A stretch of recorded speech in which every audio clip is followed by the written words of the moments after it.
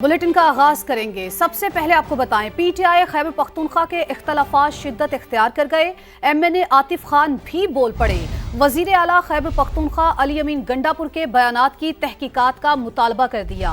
X पर लिखा, ऐसे बयानात से तहरीक को नुकसान पहुंचेगा। वजीर आला को अपनी तवानाइयां अमनो अमान की बहाली और गुड गवर्नेंस पर मरकूज रखने का मशवरा दे दिया।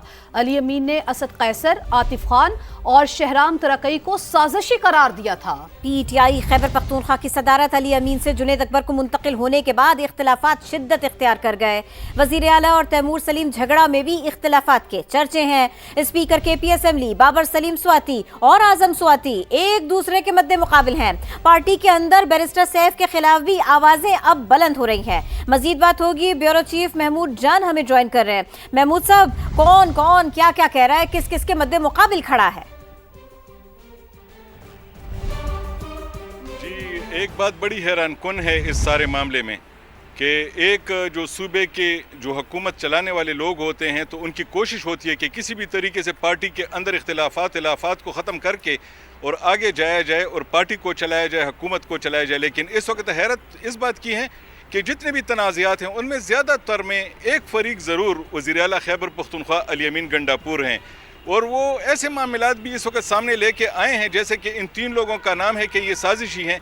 इससे पहले जब वो ख़ुद सूबाई सदर थे पार्टी के इस सूबे में और वो वज़ीर आला भी थे तो वो उस वक्त तक ये नाम लेके सामने नहीं आए थे। लेकिन जैसे ही इनके पास से सूबाई वजारत जो सूबाई सदारत गई है पार्टी की, तो उसके बाद अब तक जितने भी ऐसे तनाज़ात हैं, ऐसे लगता है कि जैसे कि वो ख़ुद शायद वो ये चाहते हैं कि ये मामलात अब उभर के सामने आएँ, क्योंकि वो तीन लोगों का नाम लेके पार्टी के अहम रहनुमा हैं, उनके नाम लेके असद कैसर, आतिफ खान और शहराम तरकई का उनको साजिशी कहना, इसके अलावा तैमूर सलीम झगड़ा के हवाले से उनको पार्टी के बानी चेयरमैन की जानिब से वाज़े हिदायत के बावजूद उनको वजारत ना देना और उनको एक सवालनामा भेजना इंटरनल जो अकाउंटेबिलिटी का जो उनकी कमेटी उसकी तरफ से ये, और इसके अलावा जो पार्टी के सूबाई सदर हैं उनसे भी उनकी नाराज़गी चल रही है।